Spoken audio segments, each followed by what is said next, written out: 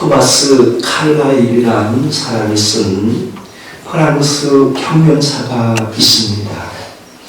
이 책이 불후의 명작이 되었습니다. 그런데 벽돌 한 장으로부터 부활한 책이라고 명명을 하고 있죠. 그가 처음 쓴 원고를 들고 스튜어트 밀에게 찾아갔습니다. 한번 봐달라고 말이죠. 스튜어트 밀이 쭉 읽으라 그러는데 칼라일에게 찾아와서 말하는 것이었습니다. 이보게, 놀라지 말게. 집안 아인이 불을 태우다가 당신 원고를 다 태워버렸네. 어쩌면 좋단 말일까. 지금처럼야 컴퓨터로 책방을 놔두리고 자료가 남아있겠지만 그 당시에는 육필 원고로 썼던 시절이라 불태우면 다 날아가 버린 건 아니겠습니까? 이 토마스 칼라일이 실족 가서 길을 가는데 어느 건축 현장에 벽돌 한 장 쌓아올리는 사람을 보게 되었습니다. 그리고 깨달음을 얻게 되었죠. 그래, 저분처럼 다시 한 장 한 장 쌓아 나가면 되겠지. 한 장 한 장 써 나가면 되겠지. 그리고 그때부터 3년에 걸쳐서 한 장 한 장 원고를 다시 쓰게 되었고, 그것이 이전보다 더 탁월한 불후의 명작 프랑스 혁명사가 되었다는 것입니다. 칼라일의 인생 속에 기가 막힐 웅덩이와 수렁에 빠졌지만 다시 시작해서 불후의 명작을 남기게 된 것이었죠. 아브라함의 아들 이삭이 그날 지방에 우물을 파는데 계속 빼앗기게 되었습니다. 그리고 마지막에 축복을 경험한 곳이 브엘세바였죠. 아브라함이 하갈을 통해 이스마엘을 낳게 되었는데 오히려 자기 아내 사라와 하갈 사이의 불화를 경험하게 됩니다. 급기야 하나님의 감동을 받은 아브라함이 하갈과 그의 아들 이스마엘을 내쫓아버리죠. 하나님께서 책임지실 것을 믿고 내쫓아버립니다. 하갈과 그의 아들 이스마엘이 광야에 울부짖습니다. 그때 하나님께서는 이 브엘세바를 통해서 우물을 만나게 하시고 풍족한 길로 인도하시는 은혜를 베풀어 주셨죠. 하갈이 아들을 데리고 정말 기가 막힐 웅덩이와 수렁에 빠져 있을 때에도 하나님 그녀와 자신을 먹이고 입히시는 은총의 길로 건져내 주셨던 것입니다. 우리 인생에 이렇게 하늘이 노랗게 변할 때가 있지 않겠습니까? 저도 진짜 하늘이 노랄 때가 한 번 있었는데 그런 경험들을 여러분도 하신 적 있지 않겠습니까? 올라가고 싶어도 올라갈 수 없는 미끄러지는 웅덩이에 처할 때 말입니다. 진흙탕과 같은 웅덩이에 갇혀있는 듯한 모습의 때 말입니다. 아무리 가도 끝이 없는 미로와 같은 상황에 처할 때 말이죠. 소리쳐달라고 아우성치고 고함치는 것밖에 우는 것밖에 할 수 없는 상황에 때 말이죠. 이삭도 하갈도 바로 그 같은 경험이었습니다. 그때 하나님께서는 당신의 자녀들에게 구체적으로 건조를 심길 예비하신 일로 은혜를 베푸신다는 것입니다. 하늘이 노랗고 오를 수 없는 미끄럼틀에 처했을 때, 진흙탕과 같은 미로를 돌고 도는 상황에 처할 때, 그때 하나님께서는 당신의 때, 당신의 방법으로 신이 역사해 주시는 아버지신 줄 믿습니다. 할렐루야. 오늘 본문을 통해 주님께서 우리에게 말씀하시는 메시지가 바로 이것입니다. 시편의 구성을 보시기 바랍니다. 저자 1권, 2권, 3권, 4권, 5권으로 분류하게 되지요. 다윗이 쓴 시편들도 많이 있고, 고라자손, 아사, 또 솔로몬이 쓴 시편들도 있고, 해단과 에단이 쓴 시편들, 또 무명의 그리스도인이 쓴 시편들도 담겨 있습니다.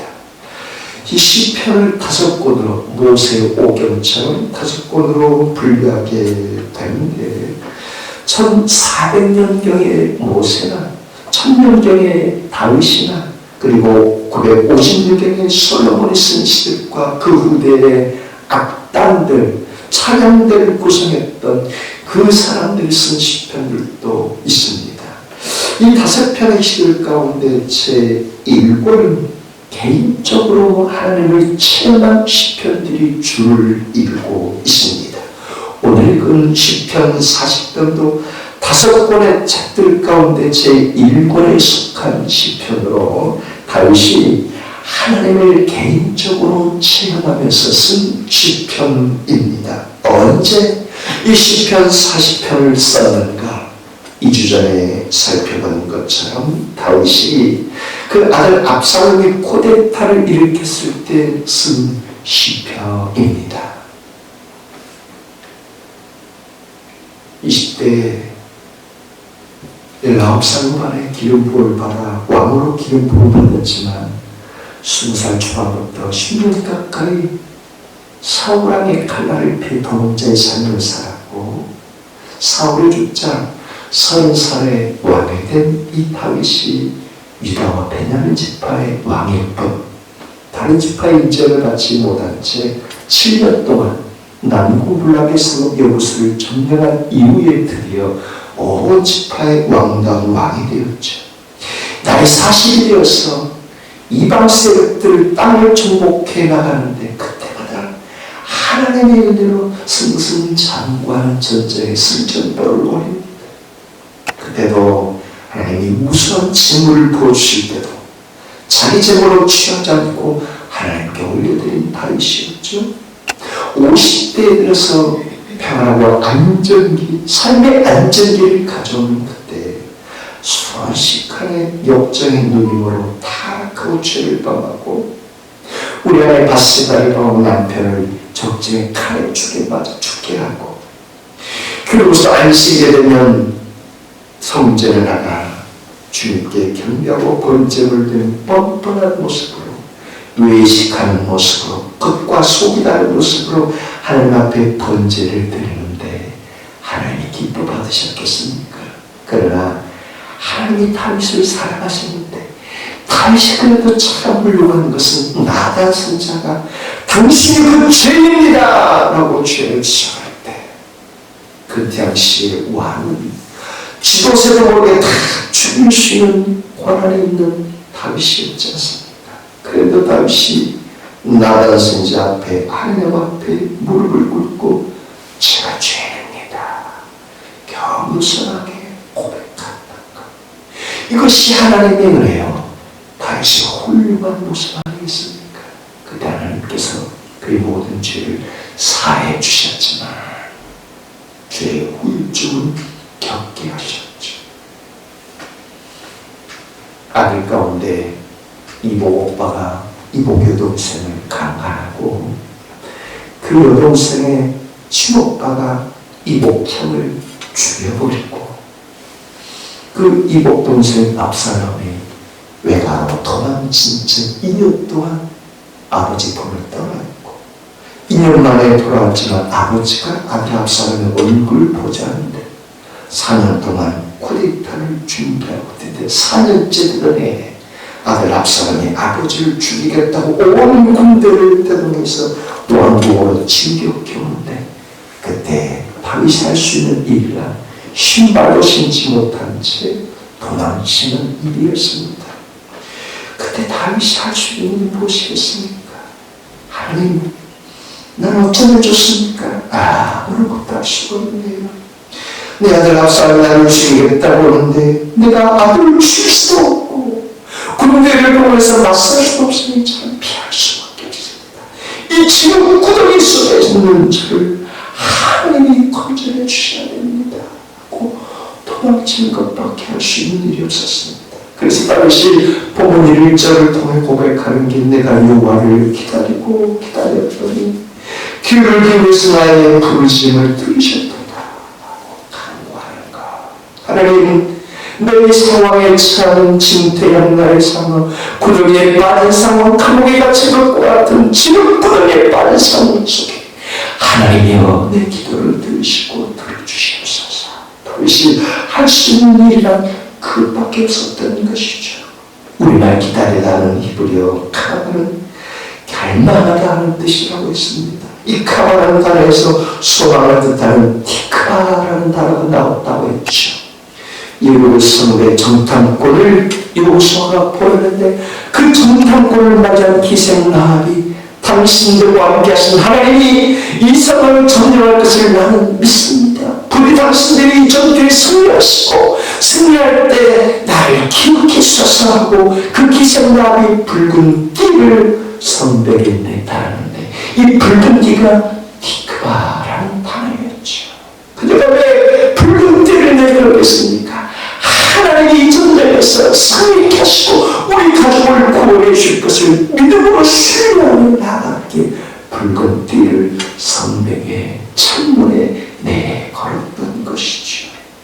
그것은 남편의 사랑을 받았지만 자식을 낳지 못한, 하나님의 태문을 닫아버려서 자식을 낳지 못한 한나도 마찬가지였습니다. 그냥 할 수 있는 일이라고는 울며 기다리며 간구하며 하나님을 향해 갈망하는 것뿐이었죠. 처음에는 손을 치고 눈물을 흘리기도 하지만 시간이 갈수록 눈물조차 막 눈물조차 나오지 않아 입술로 조아리며 기도하는 거였는데 하나님께서는 하나님의 때 하나님의 방법으로 하나님의 일하심을 쫓아 응답해 주셔서 사무엘을 낳고 하나님께 영광으로 올려드렸던 그것입니다. 그것은 예수님도 마찬가지라고 했죠. 예수님이 십자가에 못 박이시기 전날 5번의 법정에 끌려다니며 피곤에 찌들었는데 골고다 언덕길을 쓰러지셨고 오전 9시에 십자가에 못 박히시고 6시간 만에 숨을 거두시는데 그때 가장 고통에 달하셨을 때 엘리 라마 사박타니 나의 하나님 나의 하나님 언제 나를 버리셨나이까 외치는 그때도 하나님은 침묵하셨지만 그것을 끝내었죠. 예수님이 할 수 있는 일은 하나님의 도우심을 바라고 간구하며 기다리는데 기다림의 끝에도 응답지 않은 것 같았지만 주지 사흘째 새벽 때는 민영의 주님의 만왕의 왕으로 부활시켜 주시는 응답을 베풀어 주셨습니다. 우리도 마찬가지 아니겠습니까? 내가 기다리는 대상에 대한 신뢰가 없으면 기다리지를 못합니다. 저 사람에 대한 신뢰가 없으면 기다리지를 못하지요. 저 사람이 내 마음에 들지 않아도 뭔가 부족해 보여도 아직은 어리숙해 보여도 신앙이 얕은 것 같아도 그러나 신뢰하면 기다리게 됩니다. 하나님을 신뢰하면 당장 내 기도에 응답이 없는 것 같아도 하나님을 신뢰하면 기다릴 수밖에 없는 것이죠. 신뢰가 있어야 기다릴 수 있습니다. 그런데 내가 신뢰가 있어도 기다리려는 의지가 없으면 기다리지 못하는 것이죠. 하나님에 대한 신뢰가 있어야 기다릴 수 있고 하나님을 신뢰한다면 온 의지를 다해 응답해 주실 때까지 기다리는 것이죠. 그때 하나님께서는 당신이 정하신 때 당신의 방법으로 당신의 일하심을 따라 합력하여 손으로 응답해 주시는 분인 줄 믿습니다. 오늘 그 2절 말씀은 다시 어떤 상황에서 하나님을 신뢰하고 언제 기다리는지 일깨워주는 말씀인데 같이 읽겠습니다. 2절 말씀 아멘. 나를 기가 막힐 웅덩이와 수렁에서 끌어올리시고 내 발을 반석 위에 두사 내 걸음을 견고하게 하셨도다. 여기에 기가 막히다 하는 히브리어 시험을 백성들이 요란하게 소동하다는 뜻입니다. 웅덩이란 히브리어로 볼, 우물, 구덩이, 함정을 뜻하는 단어입니다. 요셉을 형들이 구덩이에 던졌을 때 요셉이 감옥에 갇혔을 때, 그리고 에레미야가 웅덩이에 처박혔을 때, 그때 쓰인 단어입니다. 수렁이라는 히브리어 야베는 극심한 늪지대, 계속 빠져들어가는 늪지대를 가리키는 말이죠. 과연 기가 막힐 웅덩이나 수렁이 뜻한 바가 무엇이겠습니까? 답이 스스로 빠져나갈 수 없는 함정과 웅덩이와 같은 상황이죠. 장인본 도저히 나올 수 없는 늪지대에 빠져버린 것. 왕의 자리에 있지만 어떤 것도 할 수 없는 깊은 수렁의 상황을 말하는 것이죠. 실은 요셉도 그런 상황에 처했습니다. 해와 달 11별들이 내게 절하더이다. 형들 앞에서 자랑하듯이 말하는데 아버지는 그의 말을 마음에 새겼죠. 그런데 요셉이 채색 옷을 입고 형들이 일하는 자리에 나가는데 그 형들이 시실투심에 가려서 요셉을 물의 웅덩이에 쳐박아 버립니다.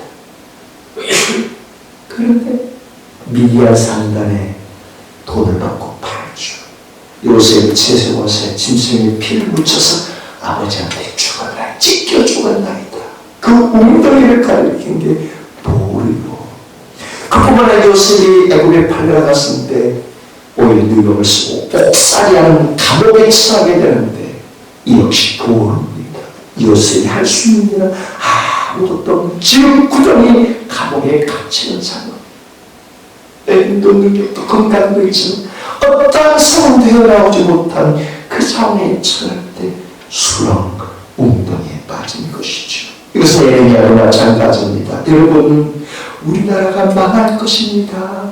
여러분, 우리 모두가 하나님을 경외하지 못하고 우상을 숭배하고 저 애국과 결탁하기 때문에 우리가 바벨론에 패망할 것입니다. 차라리 바벨론에 항복하는 게 살 길입니다 라고 하나님의 말씀을 선포했죠. 그러나 많은 대신들 왕들이 저 맹론을 잡아서 죽여야 쳐죽여내 빵을 치고 에레미야를 웅덩이 휘들들에 가둬버립니다. 이게 보루, 기가 막힐 수렁과 웅덩이에 빠져버린 것을 말하는 단어입니다. 본문에 또 압살롬의 쿠데타를 이렇게 자리를 취하려고 하는데 신발도 신지 못한 채 기도로 시냇가를 울면서 걸어가는 처량한 이 모습, 왕의 권력이지만 못할 수 없는 깊은 수렁에 빠진 때를 가리키는 것이죠. 그런데 하나님께서 어떻게 하셨다고 말하는가? 그 하나님께서 끌어올려 주셨다고. 기가 막힐 웅덩이와 수렁에서 끌어올려 주셨다고. 내 발을 반석에 두셨다고. 내 발걸음을 견고하게 하셨다고 고백하고 있습니다. 이게 끌어올려 주셨다 히브리어로 쿰입니다. 예수님께서 회당장에 죽은 딸의 손을 잡아 일으키면서 손에야 내가 내게 말하니 일어나라 다리가 쿵 할 때 쿵입니다. 그리고 견고하게 하셨다 히브리어로 쿵은 세우다 확고하게 하다. 주님께서 이 어지럼을 다 정리해주시고 튼튼하게 세워주셨도다. 이제는 눈물 물장이 다 통과하시고 이제는 더 이상 눈물을 흘리지 않는 견고한 바다 위에 세워주셨다 하는 뜻입니다. 하나님께서는 다윗의 인생, 요셉의 인생, 예레미야의 인생을 저와의 인생도 그렇게 세워주시기를 원하시는 분인 줄 믿습니다. 그리고 오늘 본문을 통해서 주님께서 우리에게 베푸시고자 하시는 은혜가 무엇인지 알 수 있지 않겠습니까? 우리도 인생의 서름과 지옥구덩이에 빠져 헤어나오지 못한 지경에 처할 때 하나님께서는 건져주시고 견고하게 세워주시는 은혜를 베푸시는 분인 줄 믿습니다. 지난 시간에 우리 전남 집사님의 간증을 통해서도 동일한 일을 깨닫지 않았겠습니까? 이 시간에 성령님의 음성을 통해 주님께서 그렇게 말씀하지 않겠습니까? 사랑하더라, 사랑하더라. 다윗 자기와 능력으로 어떻게 할 수 없는 인생의 수렁에 빠졌을 때 그런데 하나님께서 어떻게 건져주시고 세워주셨는지 알 수 있지 않겠느냐. 다윗이 자기 힘과 능력으로는 어떻게 할 수 없는 인생의 수렁이 빠졌을 때 말이야. 요셉이 구덩이에 던져주고 감옥에 갇힌 신세, 하나님께서 어떻게 세워주셨는지 알 수 있지 않겠느냐. 에레미야가 하나님의 말씀을 선포하다가 구덩이에 던져졌을 때 하나님께서 에티오피아 니시 에벤멜렉을 통해서 건조신을 베풀어 주지 않았구나. 그러니 내 사랑하는 딸아, 내 사랑을 하더라. 하늘이 노랗고 널널하고 너가 꽉 막힌 수렁에 빠졌을 때 네가 어떻게 해야 할지 이제 알 수 있지 않겠느냐. 내 인생의 어둠에 밝은 빛을 비춰주시고 내 작은 시름에도 응답하시는 너희 하나님 여호와를 붙잡고 간구하며 기대하고 신뢰하며 나아가야 하지 않겠느냐. 하나님께서 때로 너의 능력과 힘을 모두 빼내게 하셔서 그 수렁에서 다시금 건져 올려주고자 하시는 분이 말이다. 내 인생의 수렁에서 진탕 속에서 오직 내가 바라봐야 할 분은 네가 끝까지 신뢰하고 붙잡아야 할 분은 여호와 하나님이지 않겠느냐. 저마다 다 다른 인도와 수렁에 놓일지라도 하나님께서는 당신의 자를 친히 건져 올려주시고 견고하게 세워주시는 아버지이시니 말이다. 그 하나님을 네가 사랑하며 사랑하며 갈망하며 나아가야 하지 않겠느냐. 오늘 주님께서 저와 여러분들에게 친히 말씀하시는 음성인 줄 믿습니다. 할렐루야.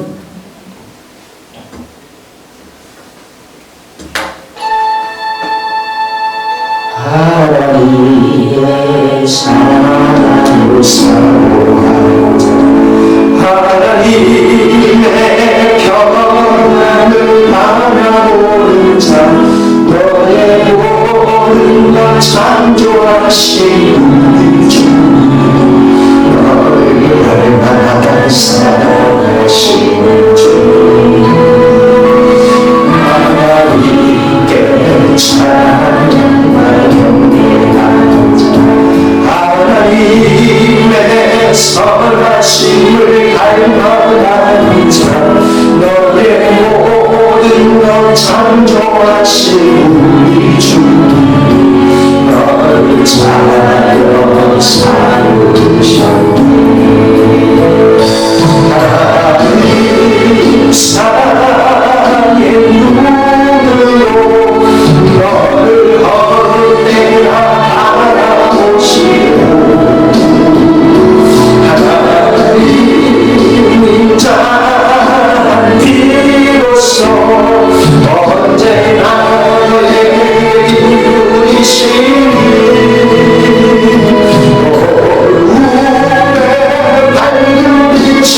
비춰주시고 너의 작은 시름에도 응답하시니 넌 어느 곳에 있는지 주를 향하고 주만 바라볼지라.